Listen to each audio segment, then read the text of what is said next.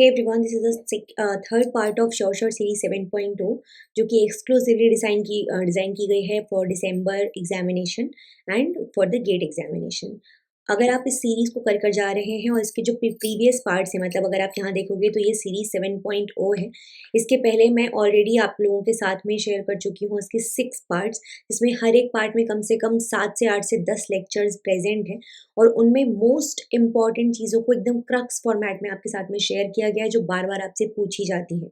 तो अगर आपके मार्क्स फॉर एग्जाम्पल अभी तक 70 आ रहे हैं तो डेफिनेटली आपके मार्क्स कम से कम 30 टू 40 टू 50 मार्क्स आपका इंक्रीज होगा अगर आप ये सीरीज देखकर जा रहे हो तो। बट मेक श्योर सारे के सारे पार्ट्स आप इसके ज़रूर देखकर जाइए, शुरू से लेके एंड तक सारे के सारे पार्ट्स। ठीक है, स्टार्ट करते हैं विद दिस पर्टिकुलर सेशन। सबसे पहले यहाँ पर क्वेश्चन आपके सामने है, which one of the following plant has this combination of key plant traits, sporophyte, dominant in the life cycle, vascular tissue and lack of seed. So basically अगर आप plants को क्लासीफाई करते हैं तो हम इन्हें मेजर 4 पार्ट्स में classify कर सकते हैं। एक होते हैं ब्रायोफाइट्स, ठीक है। उसके बाद आ जाते हैं टेरिडोफाइट्स। टेरिडोफाइट्स के बाद में आ जाते हैं gymnosperm and then comes angiosperm. तो यहाँ पर आपको इन चारों केसेस के बारे में जितने भी मेजर जो फीचर्स होते हैं उनको बताया गया है। जैसे कि अगर मैं डोमिनेंट फेज की बात करूँ तो सिर्फ ब्रायोफाइटा में गैमेटोफाइट फेज डोमिनेंट होती है, बाकी सभी में स्पोरोफाइट जो फेज होती है वो डोमिनेंट होती है। फिर अगर मैं प्लॉइडी की बात करूँ of the main plant body, तो ब्रायोफाइटा में वो होती है हैप्लॉइड, बाकी सब में वो डिप्लॉइड होती है।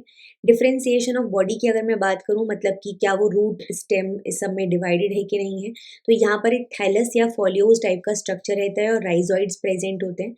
टेरिडोफाइटा में रूट स्टेम और लीफ में अच्छा खासा डिफरेंशिएशन देखने मिलता है, मतलब सब अलग अलग दिखाई देंगे आपको। सिमिलरली जिम्नोस्पर्म में भी और एंजियोस्पर्म में भी।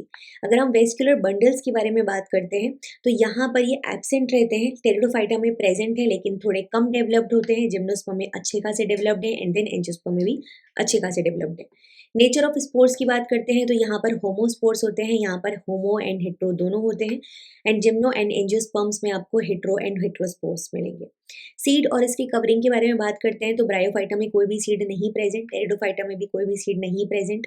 जिम्नोस्पर्म में सीड प्रेजेंट है लेकिन उसकी कवरिंग नहीं है, मतलब नेकेड सीड प्रेजेंट होता है। एंजियोस्पर्म में सीड होता है लेकिन उस साथ में उसकी कवरिंग भी होती है। Flower and fruit absent absent absent and in only in the case of angiosperm flowers और फ्रूट्स जो है वो प्रेजेंट होते हैं। ठीक है, तो अगर अब मैं बात करती हूँ कि हमें बोला था स्पोरोफाइट, तो स्पोरोफाइटम में ब्रायोफाइट नहीं हो सकता। ऑप्शन बचे ये 3। ब्रायोफाइटा का मतलब मॉसिस इसके एग्जाम्पल हो जाएंगे, फर्न हो जाएगा इसका एग्जाम्पल, जिम्नोस्पर्म पे इसका एग्जाम्पल हो जाएंगे साइकस स्पाइनस वगैरह। एंड एंजियोस्पर्म में जितने भी फ्लावरिंग प्लांट्स होते हैं, मोनोकॉट डाइकॉट वो सब हो जाएंगे। तो ब्रायोफाइट यहाँ से हट गया। फिर आ जाता है डोमिनेंट फेज होनी चाहिए, तो dominant phase in the life cycle sporophyte है तो मॉसिस में नहीं होती है। वैस्कुलर टिश्यू प्रेजेंट है, मतलब कि अगेन ब्रायोफाइट नहीं हो सकता, इन तीनों में से कोई एक होगा। ठीक है, फिर लैक ऑफ सीड्स एब्सेंट है, तो जिम्नोस्पर्म में भी सीड प्रेजेंट है और एंजियोस्पर्म में भी सीड प्रेजेंट है, मतलब टेरिडोफाइट होगा, मतलब फर्न हो जाएगा यहाँ पर करेक्ट आंसर। ठीक है, नेक्स्ट क्वेश्चन देख लेते हैं। 2 स्ट्रेन ऑफ माइस, 2 स्ट्रेन है माइस के। ठीक है, 2 स्ट्रेन है यहाँ पर माइस के जो कि जेनेटिकली आइडेंटिकल हैं, बिल्कुल सेम है genetically, except for a single genetic locus और region are said to be. उसको क्या बोला जाएगा, तो यहाँ पर हम सबकी डेफिनेशन देख लेते हैं। तो बेसिकली ग्राफ्ट के कंडीशन में अगर मैं बात करूँ तो मान लीजिए कोई ग्राफ्ट है, वो सेम इंडिविजुअल में ट्रांसप्लांट हो रहा है, मतलब किसी एक पर्टिकुलर बॉडी पार्ट से दूसरे पर्टिकुलर बॉडी पार्ट में ट्रांसप्लांट किया जा रहा है स्किन ग्राफ्ट को, तो हम उसको बोलते हैं ऑटोलोगस ग्राफ्ट। फिर अगर कोई जो ग्राफ्ट है वो 2 जेनेटिकली आइडेंटिकल इंडिविजुअल्स के बीच में प्लांट ट्रांसप्लांट किया जा रहा है, तो उसको हम बोलेंगे सिंजेनिक ग्राफ्ट। एलोजेनिक हम बोलेंगे अगर 2 जेनेटिकली डिफरेंट इंडिविजुअल हैं सेम स्पीशीज के, मतलब स्पीशीज सेम है लेकिन जो 2 इंडिविजुअल हैं वो जेनेटिकली डिफरेंट है, तो वो एलोजेनिक ग्राफ्ट हो जाएगा। सिंजेनिक में जेनेटिकली आइडेंटिकल इंडिविजुअल होंगे। जेनोजेनिक में क्या होगा, 2 डिफरेंट स्पीशीज ही डिफरेंट हो जाएंगी, तो जेनोजेनिक हो गया। और हेट्रोजेनिक के केस में again individual of a different species. तो अब हमें यहाँ पे पूछा था कि भाई जेनेटिकली आइडेंटिकल है, ठीक है, लेकिन इस केस में जो एक सिंगल लोकस है वो वहां पर चेंज है, तो उसको हम बोलते हैं, बाकी तीनों को हम समझ चुके हैं, उसको हम बोलते हैं कॉन्जेनिक। ठीक है, कि बाकी सब कुछ आइडेंटिकल है, जेनेटिकली पूरा आइडेंटिकल है, एक सिंगल जेनेटिक लोकस को छोड़ दिया जाए अगर, तो उसको हम बोलते हैं कॉन्जेनिक। नेक्स्ट कॉन्सेप्ट पे चलते हैं। तो यहाँ पर बेसिकली आपसे विटामिन और उनसे एसोसिएटेड जो डेफिशिएंसी के कारण होने वाली डिजीजेस हैं वो मेंशन की गई हैं। तो यहाँ पर 4 ऑप्शंस हमारे सामने हैं। हम पहले जो मेजर एग्जांपल्स हैं उनको देख लेते हैं। विटामिन ए के कारण लॉस ऑफ विजन होता है, विटामिन बी1 बेरी-बेरी, सी की कमी से होता है स्कर्वी, डी की कमी से होता है रिकेट्स, कैल्शियम, बोन और tooth decay, iodine, goitre, iron की कमी से अनीमिया।